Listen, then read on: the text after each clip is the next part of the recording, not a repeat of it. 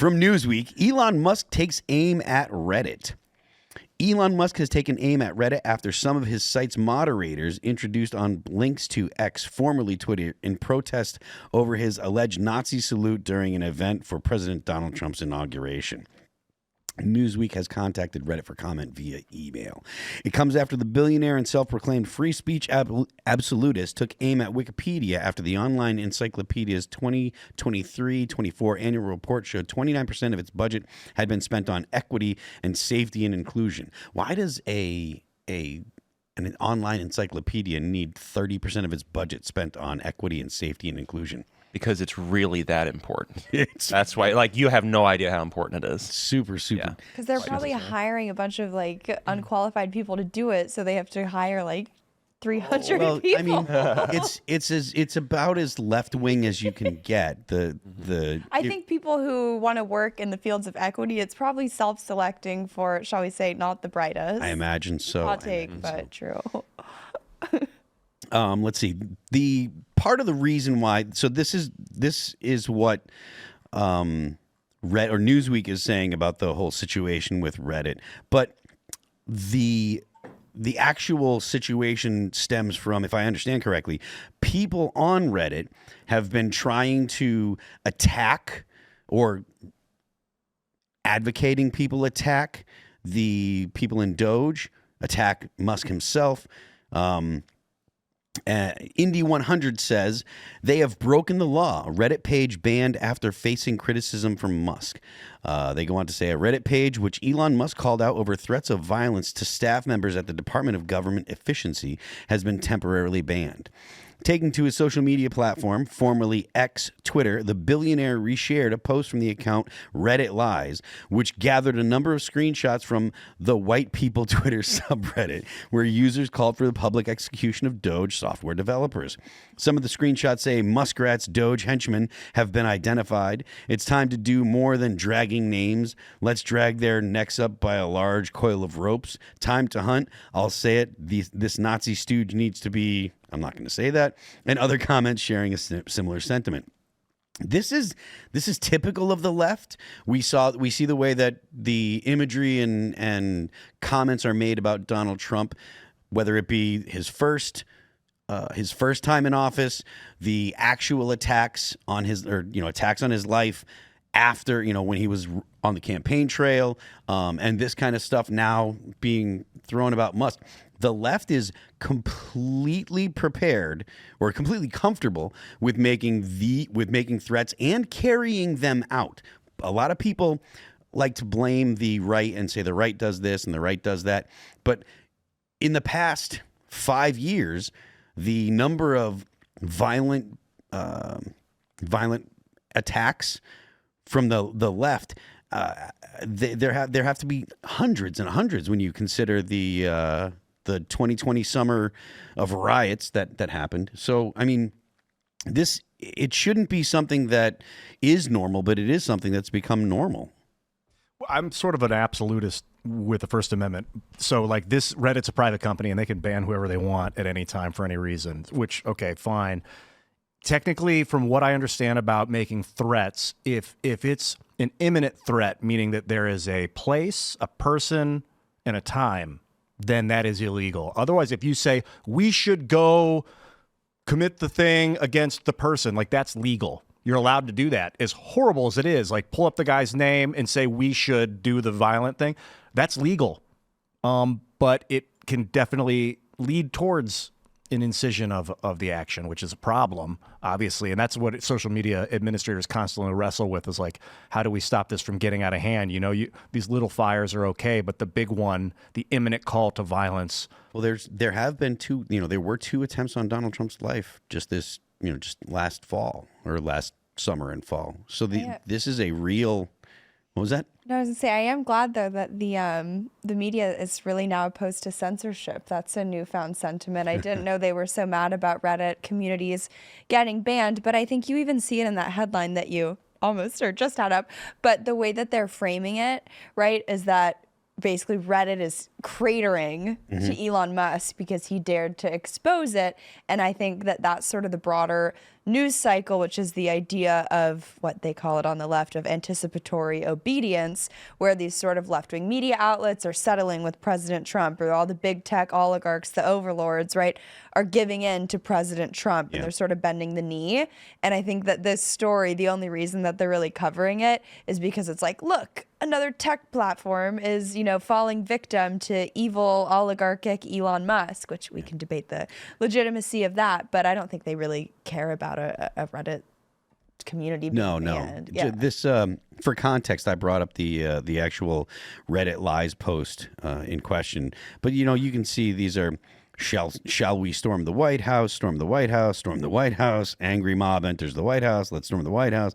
These kind of posts are the kind of thing that will get the attention of the Secret Service. Like, they will go ahead, and I'm sure that if these Redditors, if they, I'm not sure how Reddit actually, logs people's IPs and stuff like that, but I would not be surprised at all if the Secret Service makes some phone calls and these people get a phone call and a visit from the Secret Service. Like a probable cause kind of thing, because it's not, you can't go arrest someone for saying that on Reddit, I know, legally, but these are the kind of rooms that Reddit will ban frequently. People that talk like this on Reddit, those pages get shut down because Reddit doesn't tolerate that kind of crap for the most part.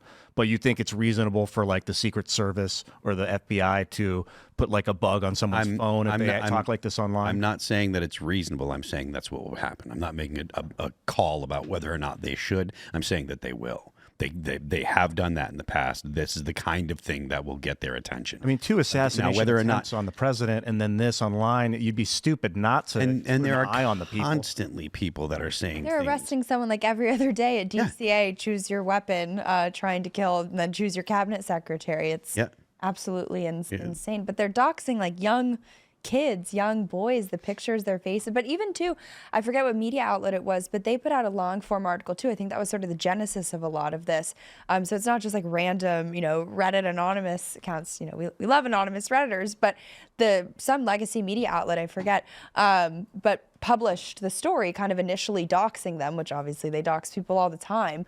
But I think the mainstream media also has some blame for this too, right? They've turned the heat on Doge. First, they've made people think that Doge is like the evil authoritarian, like Jen Psaki was just saying, hostile takeover of the United States of America. So of course these people who've drank all the, democracy Kool-Aid, they can't foment like they were doing during the election season over, we must get Trump, we must get Trump. So now the next best, the next greatest enemy that they can go after, and that's probably more proximal, and I think like an actual entity that they think they can probably have a victory against, because in their eyes it's unconstitutional, it's extra legal, there's all the lawsuits going on right now.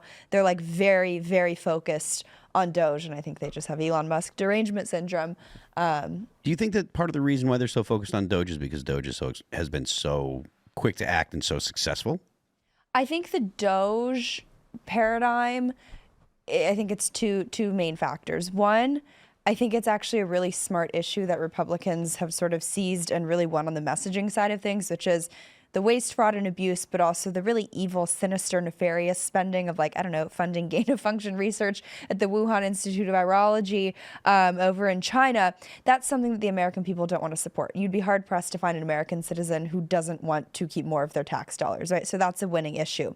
So they have to take it away from us somehow, and the way that they do it is by smearing, like what we were talking about before, this idea of the democracy playbook, the authoritarian playbook, where they have to sort of reorient Doge through the lens of, it's not actually about cutting government spending or saving you tax dollars. It's about giving Elon Musk and his super wealthy buddies, more government contracts or getting their tax cuts, which is, it's sort of, I think, the newfound iteration of, Republicans only represent the rich. They just want to get your tax cuts.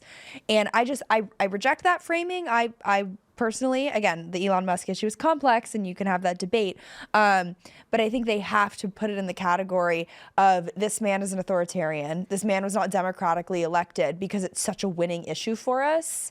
Right. And like, even too, you see it, like Democrats are trying to get in on the Doge caucus stuff because they know it's very like politically salient. But then the media is like, no, this is all a scam. It's all a racket. to complete President Trump's authoritarian takeover. But again, I reject the premise. I reject the framing. Elon Musk was A, very visible on the campaign trail. Yeah. B, they've been talking, Doge was like probably the most tweeted and talked about word the entire election cycle. Yeah. So it's not like this is something that President Trump is springing on the American people. It's literally what the American people voted for. Yeah, I get the sense that you don't get, you might not even get Donald Trump in the White House again if it were not for the efforts of Elon Musk. No, and I think that rationale is twofold. One, and again, just because he played an instrumental role, it doesn't mean that he's the shadow president or the shadow. Correct. It gives him a voice at the table, right? Like it does that anyone who's played a significant role. But I think one is obviously the ground game in Pennsylvania, and I think his mind and the people around him realize that, we're not just going to waste a bunch of money on ads. It's about knocking on doors. It's about actual mobilizing grassroots. But Scott Pressler. Right, it's that kind of stuff. But then there's the ideological component too, which is bringing on the Doge stuff. And again, but I think the Doge stuff is particularly unique because it's not just about the tired trope that congressional Republicans have been doing for decades, which is, oh, we're going to cut, sending $10,000 to fund a musical in Afghanistan. It's like, yes, of course, that's bad, but that's not the root of the issue. The root of the issue is that we have a horrible, horrific healthcare system here, and we're subsidizing and bankrolling the pension funds and the public healthcare systems of the entirety of Europe while they're not giving anything to NATO, and we're being forced to pick up the bill, right? It's an entire reorientation of not just the economy here at home, but internationally. And that's why President Trump's tariffs work so beautifully in that sort of Monroe Doctrine-esque reversal of the idea that let's use economic warfare, let's use our economic, heavyweight prowess to actually wage war on behalf of the American people and not against the American people like Joe Biden and Democrats and establishment Republicans have been doing for so long. Yeah.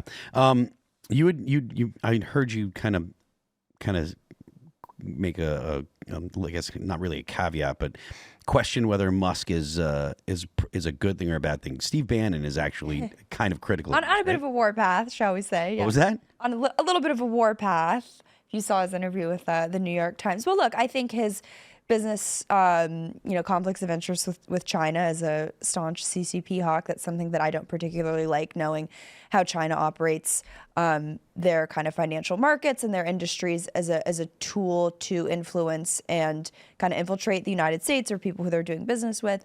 So that's, I think, concerning.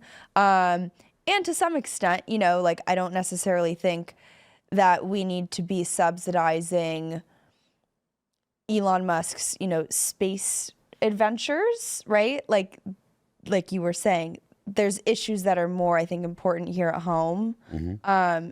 And frankly, I just sort of reject the transhumanism angle of it too, which isn't just unique to Elon Musk. I think it's just kind of the Silicon Valley ethos. I just think it's a little and frankly too, the H-1B stuff, we were very staunchly against that.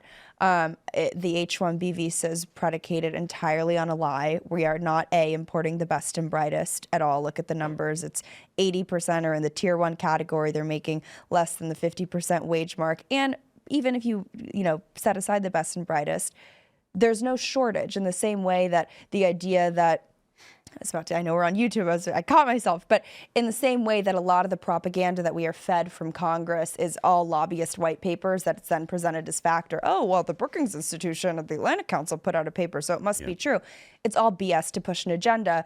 The idea that we even had a shortage of workers, that we need to import a bunch of people from backwards countries that don't even speak English, is also completely bogus at face value. We have, I think, 1 in 2 people who graduate with STEM degrees will never actually work in STEM. Now, I bring up all those points just to say that the facts are conclusively on our side on the H-1B visa debate. Mm-hmm. So it's not a fact thing, it's an ideology thing. And I think that moment was very clarifying in the sense that they view the goal of, I think, their movement is to sort of maximize the profits of their companies, their corporations, which is fine for them. It's not necessarily good for the American people. But more acutely, I think that they have sort of an idea where they can like terraform the workforce here in the United States, and that citizenship and that American identity doesn't matter. Because if they think that, oh, well, we could maximize productivity by replacing every legacy American with some, Indian person who doesn't speak English, well, yeah, you probably, maybe, I would reject the science on that it's going to be better. But yeah, I'm sure you could maybe have a more productive society, but it's not all about productivity. There's something unique about being an American. And I think that moment sort of encapsulates the tension that we have with like the Elon Musk brigade. But that being said, it's not like Elon Musk is coming in and like commandeering it, right?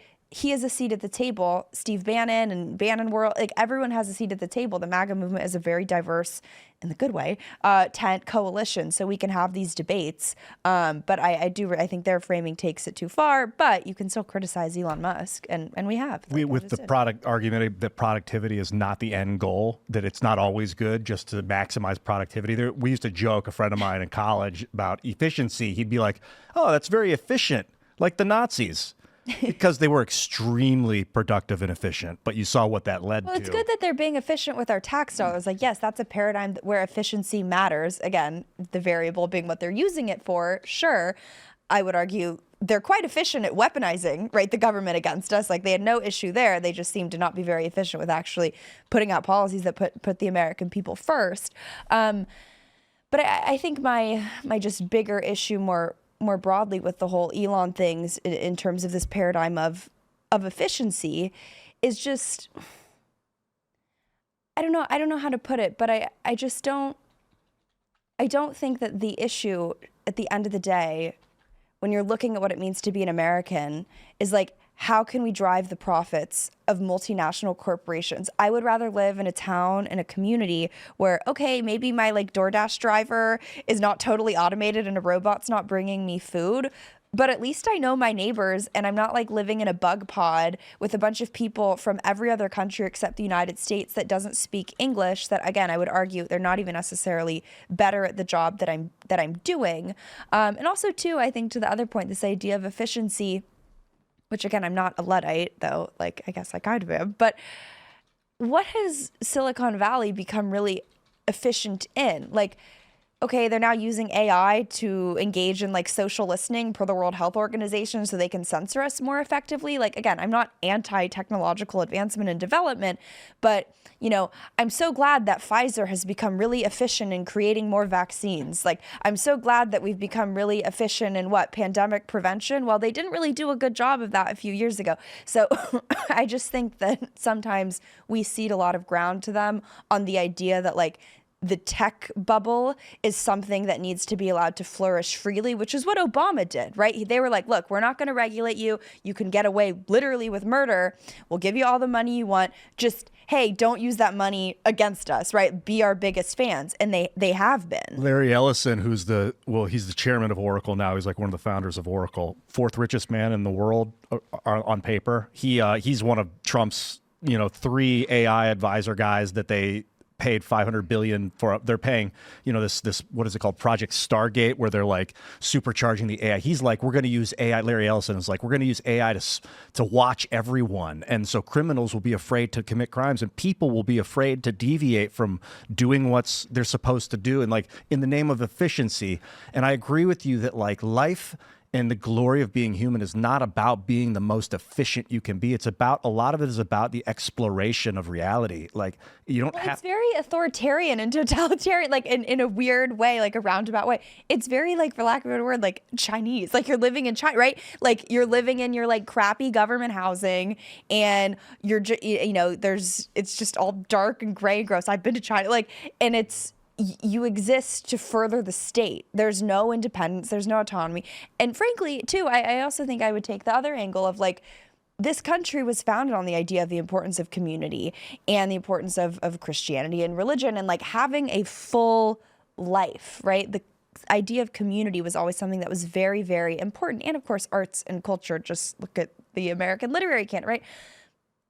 And that's the American experiment and the American experience. So if anyone, Vivek included, wants to go and sort of dictate to us what it means to be an American as more or less, I'm sorry, but like kind of a foreigner, it's like you don't get to tell us. I mean, he was born in Ohio. I was the son of immigrants. I'm just saying, like, you know, you don't get to tell people who've been in this country for 200 years, like, what it means to be an American when you're a newer generation American, especially when what you're saying is extremely insulting to the founding principles of this country. And if you want to do that, if you want to go maximize profits and not have sleepovers and just focus on your children being like little bug men who all they care about is, you know, getting good grades so they can, go to a really elite institution where they're not going to learn anything and then become a slave at a tech company that would replace them in a second, and they're going to, code programs that destroy this country, then, like, fine. I'm not saying go do that in your home country. I'm not trying to go viral, but, like, go do that in a country that has that as their tradition. That's not what this country is about. And I think that's the sort of fundamental tension. And I'm not going to be lectured by people who, I'm not going to say are less American than I am, but I'm just saying by people who have a really perverse view of what it means to be American. It's like, it's as offensive as when the, DACA dreamers stand up there and like demand, we're American, you have to give us this, you have to give us citizenship. Excuse me? Like, where do you get off telling me what to do? You're not American. Have you always been a Luddite? Me? Yes. No. Okay. You're referring to Vivek's tweet that kind of got heat at the end of December? Kind of, yes. He wrote that long tweet about basically making children more efficient, making them more like business-minded and in the math and science, and like he literally said less sleepovers on the weekends, more math class. I don't know how he worded it. And I think maybe not necessarily go do that in your own country. Do Kumon, not sleepover. Human, the food? No, the like math tutoring. Oh, okay. But like I say, do that in your own family. Like that's the thing about the United States. If you want to have a family of like math and scientists, do that. And then I could have a family of artists that like take 3 times longer to get anything done.